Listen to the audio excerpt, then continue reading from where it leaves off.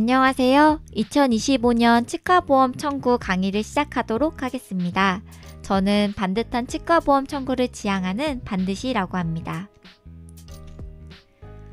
이 강의는 치과보험 청구사를 준비하는 선생님들께 도움이 될 수 있는 강의고, 특히 독학으로 딸 수 있는 3급 시험을 준비하는 선생님들께 많이 도움이 될 거라고 생각합니다. 많이 반복해서 들어주시고 출퇴근하실 때도 라디오처럼 들으시면 좋으실 거예요. 그렇게 활용해서 꼭 시험에 합격하시길 바라겠습니다. 이 관리 운영 체계는요, 요 관계도가 이해되고 나면은 보험 청구 공부할 때 훨씬 이해하기가 쉽기도 하고, 보험 청구 공부를 왜 해야 되는지도 알 수 있는 부분이라 넣었습니다. 보험 가입자는 우리 병원에 온 환자분이고, 요양기관은 그 병원이라고 생각해 주시면 돼요. 우리 병원에 내원하셔가지고 의료 서비스를 받고 본인 부담금을 지불하고 가시면 나머지 진료 비용을 어디다가 청구하냐면요, 심평원에다가 우리가 비용 청구를 하게 됩니다. 그러면 그 청구한 부분이 정말 적정했는지를 심사하고 평가한 다음에 결과를 병원에도 통보하고 공단에도 통보를 하게 됩니다. 그러면 이 통보된 내용을 바탕으로 비용을 지급을 공단에서 우리 병원으로 해주게 되는 거죠. 그러면 여기서 알 수 있는 건, 우리가 환자분께 본인 부담금을 받고 나서 나머지 비용을 잘 받으려면 청구를 잘해야 되는구나를 알 수 있죠. 그렇기 때문에 이 치과보험 청구 공부를 반듯하게 해놓는 게 굉장히 중요합니다. 앞으로 공부할 내용의 목차 부분인데요. 진료비 구성에서부터 치과 틀니 임플란트까지 순차적으로 보도록 할 건데, 오늘은 진료비가 어떻게 구성되어 있는지, 환자분께 본인 부담금은 어떻게 받는 건지, 이 부분에 대해서 보도록 하겠습니다. 일단 진료비의 구성 파트에서는 세문항이 나오게 되고, 보험 진료 수가는 어떻게 결정되는지 보도록 하겠습니다. 상대가치 점수 곱하기 환산지수로 나오게 되는데요. 상대가치 점수라 하는 거는 업무량, 진료 비용, 위험도에 따라서 점수가 매겨지는 거고, 환산지수는 매년 결정이 되는 건데 이 점수에 곱해지는 단가인 거예요. 그래서 25년도 치과는 99.1원으로 이제 비용이 나오게 됐습니다. 상대가치 점수를 이해하기 쉬우려면은 단순 발치랑 완전 매복 발치를 이해하시면 돼요. 훨씬 더 완매가 어렵죠. 그렇기 때문에 점수가 높습니다. 업무량도 많이 들 거고, 그 다음 위험하기도 하고, 그렇기 때문에 그런 것들은 점수가 높구나, 이렇게 이해해 주시면 됩니다. 총 진료비는 진찰료, 약재료, 재료대, 행위료, 가산율로 구성이 됩니다. 그래서 이 총 진료비가 본인 부담금과 청구액으로 또 나뉘어져요. 우리가 받으시는 총 진료비는 환자분께 받는 본인 부담금, 그 다음 청구액, 이렇게 나눠지는구나, 요 전체적인 틀을 이해하고 넘어가시면 됩니다. 진찰료는 기본 진찰료 플러스 외래관리료로 구성이 되고, 초진인지 재진인지 의원인지 병원인지에 따라 각각 다르게 적용이 됩니다.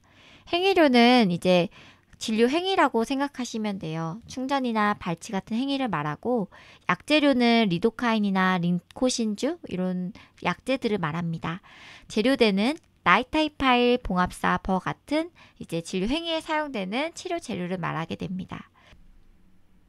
진료 행위에 붙는 가산율을 보도록 할 건데, 우리가 총 진료비를 구성하는 항목 중에 아까 행위료가 있었죠. 그 행위에 붙게 되는 가산을 진료행위 가산율이라고 부르고, 요양기관마다 다르게 가산이 붙기 때문에 요양기관 종별 가산율 같은 이야기예요. 치과 의원 같은 경우에는 따로 퍼센트가 붙지 않고 치과 병원부터 붙게 됩니다.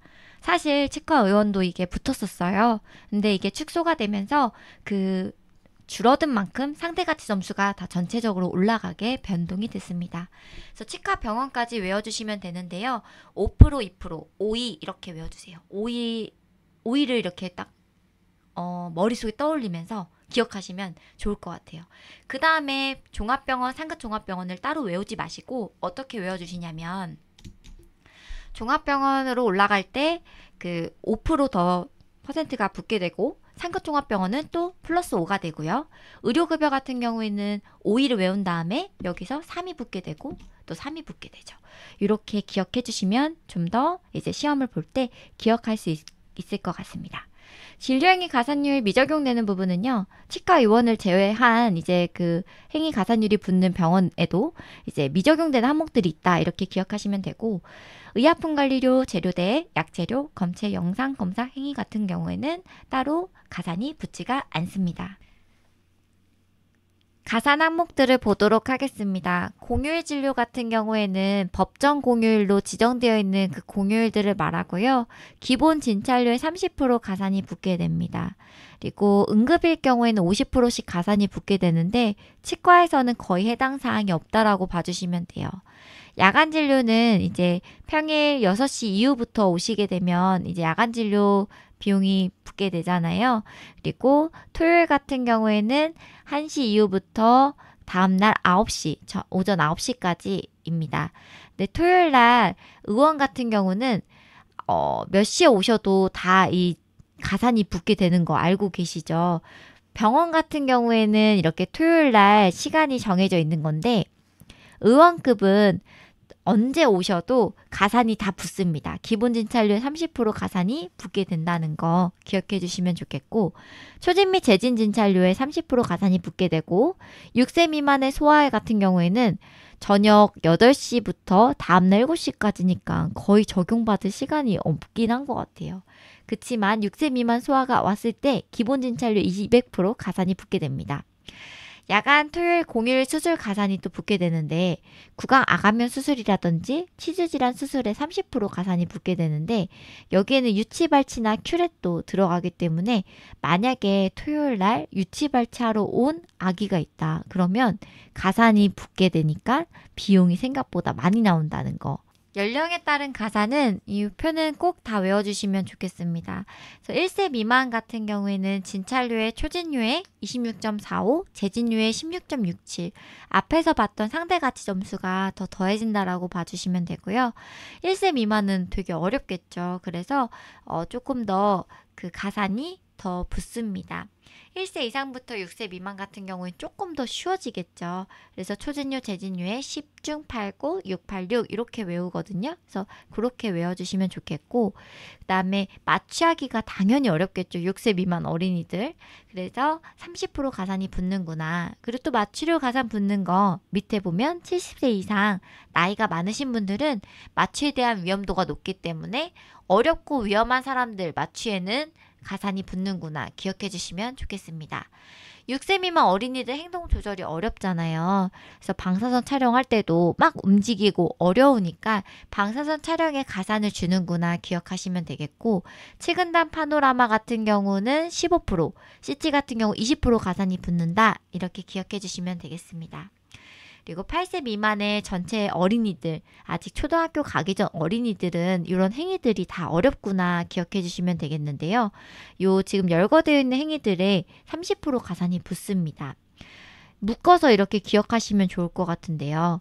보통처치, 치아 진정처치, 와동형성, 충전, 즉일충전 처치 이렇게 묶어서 5개로 외워주시고, 나머지 치아 파절편 제거, 그 다음에 치수절단, 응급근간처치, 발수, 근간와동 형성, 근간 확대, 세척, 충전 이렇게 또 묶어서 외워주시고, 나머지 치면열구 전색술, 관중악현, 복합 내진, 충전 이렇게 외워주시면 될 것 같고요. 저는 이 행위 개수를 세우면서 외웠거든요. 각자의 그 기억이 나기 쉬운 방식대로 외워주시는데 요 스토리를 좀 만들면서 외우면 쉽더라고요. 보통처치, 치아 진정처치, 와동 형성, 하러 왔는데 충전, 즉일충전 처치 뭐 이런 식으로 나만의 스토리를 만들어서 외워보시면 좋을 것 같습니다. 장애인 진료 가산 같은 경우에는요, 장애인 등록증을 갖고 있는 뇌변변장애인, 지적장애인, 정신장애인, 자폐성 장애인 분들한테 이제 가산을 붙게 됩니다.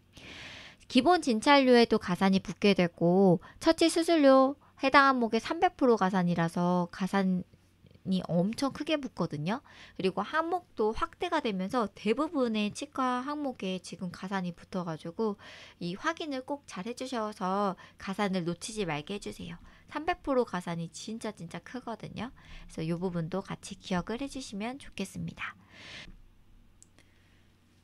본인 부담금은 네모낭이 나오고 지금 보고 있는 표는 꼭 다 외워주셔야지 돼요. 건강보험 환자분들이 훨씬 더 숫자가 많기도 하고 실질적으로 우리가 이거를 이해하고 있어야지 환자분들께 본인 부담금 설명하기도 훨씬 좋거든요. 그래서 이 표는 꼭 다 외워주시는 걸로 하겠습니다. 1세 이상 6세 미만, 6세 이상 65세 미만, 65세 이상 이렇게 나누어서 볼 수가 있는데요. 먼저 요 가운데 표 6세 이상 65세 미만 이 부분을 먼저 외워주시면 돼요. 이 표를 외우는 요령을 알려드릴게요. 그래서 이 30% 보통 많이들 내시잖아요. 근데 1세 이상 6세 미만 같은 경우에는 아기들이 어리기 때문에 여기 0.7% 곱하게 된다. 이렇게 기억하시면 돼요.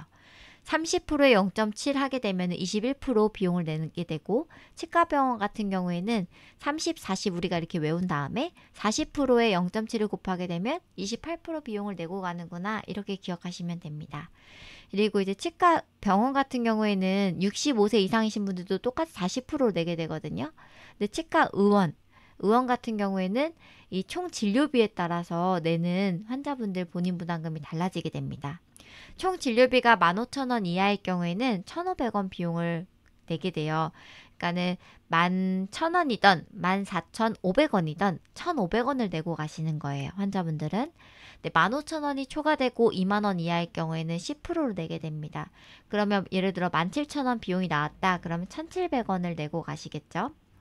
그리고 20,000원 초과 25,000원 이하일 경우에는 20% 비용을 내게 되고요. 25,000원이 초과되면은 똑같이 30%를 내게 되는 겁니다.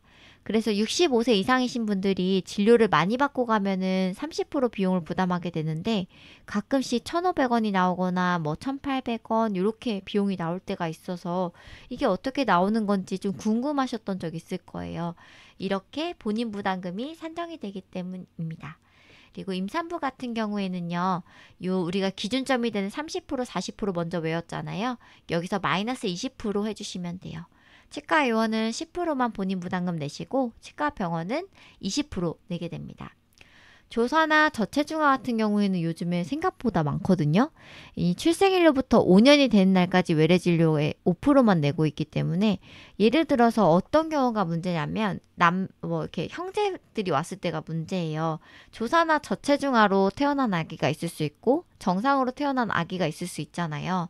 근데 이제 똑같이 둘이서 진료를 받고 갔는데 얘는 왜 비용이 이렇게 적게 나오고 얘는 많이 나와요? 라고 했을 때 우리가 설명을 해드릴 수가 있어야겠죠.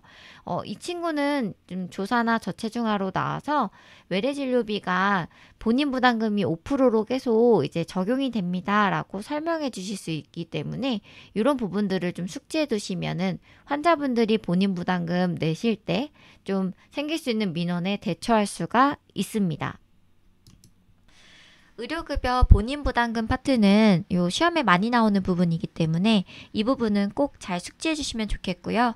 일단 치과 의원은 1, 2종 모두 다 같게 정해진 비용을 받게 되고 치과병원 같은 경우에는 1종은 정해진 비용을 받고 2종은 나온 총 진료비에서의 15%를 본인 부담금으로 내고 있습니다. 그럼 치과 의원 먼저 보도록 하겠습니다. 치과 의원은 일단 원외로 처방이 나가게 되면 500원. 지금 이 표에서 가장 기억에 남아야 될 건 500원이에요. 이 500원을 어떻게 하냐면 환자분의 500원을 이제 약국에 주고 있고 우리 병원에서는 1,000원을 받는다. 이렇게 기억해 주시면 돼요. 근데 원외로 처방이 나가지 않고 우리 병원에서 마취를 만약에 진행했다. 구분에 있는 의약품 동그라미 져 있는 부분은 이제 마취를 했는지 안 했는지 여부로 보시면 돼요. 마취를 했다고 하면은 우리 병원에서 그 500원을 받게 되어서 1,000원에 플러스 500원 해서 1,500원을 받게 됩니다. 의약품을 사용하지 않았다는 거는 그냥 마취를 하지 않고 가셨던 분들은 1,000원을 내시게 되는 거예요. 이렇게 기억해 주시면 좋을 것 같고 치과병원 1종 같은 경우에는 환자분께 받을 수 있는 금액이 최대 2,000원인데 만약에 처방전이 나가게 되면 약국이랑 같이 나눠서 받는 거예요. 500원을 약국으로 보내고 1,500원은 우리가 본인 부담금으로 받게 되고요. 만약 마취를 하고 따로 원에 처방이 나가지 않았다. 이러면 우리가 그 500원까지 같이 해서 1,500원 플러스 500원에서 2,000원을 받게 됩니다. 마취를 하지 않았다 하면은 1,500원을 내고 가시게 되는 거고요. CT랑 MRI 같은 경우에는 1종, 2종 환자분은 5%, 15% 내게 되기 때문에 어떤 민원이 있을 수 있냐면 평상시에 1,000원, 1,500원 이렇게 내고 가셨던 급여 환자분들은 간혹 비용이 많이 나오면 왜 많이 나왔는지 궁금해 하실 수가 있어요. 그래서 이게 뭔가 잘못된 것 같다 이렇게 했을 때 답변을 해줄 수 있겠죠. CT를 촬영하셨는데 CT 같은 경우에는 이게 5%, 15% 적용이 돼서 평소에 내셨던 본인 부담금보다 지금 많이 나왔습니다 라고 설명해 드릴 수 있다면 너무 좋겠죠. 건강생활 유지비 지원제도 보도록 하겠습니다.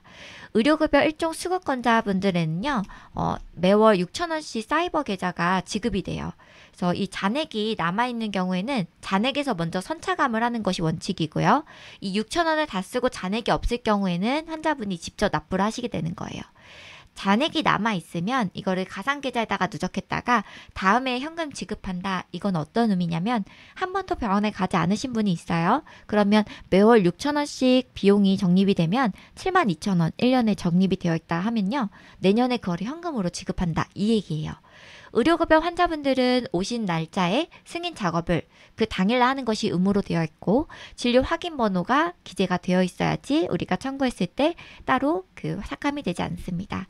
급여 틀니나 급여 임플란트 같은 경우에는 우리가 이렇게 매월 6,000원씩 지급되는 부분에서 그 비용을 차감할 수가 없고요. 따로 비용을 받게 됩니다. 요거는 뒤에 이제 틀니 임플란트 부분을 보면서 말씀드리도록 할게요. 의료급여 1종 수급권자 중에서 본인 부담금 면제되는 대상자들이 있는데 당연하게 적용되는 대상자분들을 눈으로 한번 쓱 봐주세요. 18세 미만인 자 같은 경우에는 조금 그 경제적으로 이게 우리가 본인 부담금 내기가 많이 어렵겠다 이렇게 기억해 주시고 행여 환자 그다음에 왼쪽 부분은 다 노숙에 관련된 분들이에요. 이분들은 조금 생활 유지 능력이 없으시겠죠. 그러니까 우측에 보면은 이제 등록결핵 질환자, 등록 중증 질환자, 많이 아프신 분들은 면제를 해주겠다 이런 내용이고 선택의료급여 기간자 같은 경우에는 이제 뒷부분에 좀 나올 건데요. 한 군데를 정해서 이제 많이 병원을 내원해야 되는 분들은 의료급여 분들이 조금 생활이 어렵잖아요. 본인 부담금을 내기가 어려울 수 있어서 그 병원을 정해놓으면 그쪽은 면제를 해주겠다 이런 내용이에요. 뒷장에 좀 더 자세히 보도록 하고요. 그래서 이렇게 당연 적용 대상자들이 있다면 신청에 의해서 적용이 되기도 하는데 20세가 됐는데도 이제 중고등학교에 재학 중인 경우들이 있대요. 그러면은 조금 경제 활동을 못하는 상황이니까 이런 경우에는 선청에 한해서 우리가 면제를 적용해 주겠다는 거고 임산부도 역시 이제 일반 분들처럼 일하기는 조금 어렵기 때문에 이것도 신청에 의한 적용이 가능하고 가정 간호를 받고 있는 자 이렇게 기억해 주시고 앞에 있었던 선택의료급여 기간 제도에 대해서 말씀을 드리자면 본인이 선택한 의료기관을 우선 이용하는 조건으로 상한 일수를 연장하는 제도입니다. 이게 어떤 말이냐면 내과라든지 정형외과라든지 좀 자주 방문하는 의료기관이 있는 경우에는요. 그 기관을 정해서 우리가 본인 부담금 면제해주는 그런 제도라고 생각하시면 돼요. 보통은 한 개의 기관을 지정을 하는데 복합질환이 있어서 6개월 이상 진료가 필요할 시에는 좀 부담이 많이 되실 수 있어요. 그래서 2곳까지 지정이 가능하다는 겁니다. 그래서 이제 그 예를 들어 뭐 행복한 내과라는 내과를 지정해가지고 우리가 그 선택 의료기관 그걸 받고 계셨어요. 근데 치과를 내원해야 돼요. 그러면 그 내과, 행복한 내과에서 의료급여 의뢰서를 받아가지고 치과에 방문하셔야지만 우리가 의료급여로 적용을 해드릴 수가 있고 그게 아니라면은 전액 본인 부담이 되기 때문에 부담 금액이 굉장히 큽니다. 그래서 그 환자분들께 의뢰서를 꼭 갖고 오세요라고 말씀을 드리는 거예요. 그래서 여기까지 오늘 강의를 마치도록 하겠습니다. 다음 강의도 기대해 주시고 마지막으로 제 블로그를 소개해 드릴게요. 치과 보험 청구에 도움이 되는 자료도 많고 치과 관련된 정보들을 다루고 있으니까요. 이유 추가해 주시고 올라오는 새로운 정보도 받아보시길 바라겠습니다. 좀 헷갈리는 산정 기준이라든지 이런 부분 질문해 주시면 댓글도 제가 다 달아드리고 있으니까요. 제 블로그도 많은 관심 부탁드리겠습니다. 감사합니다.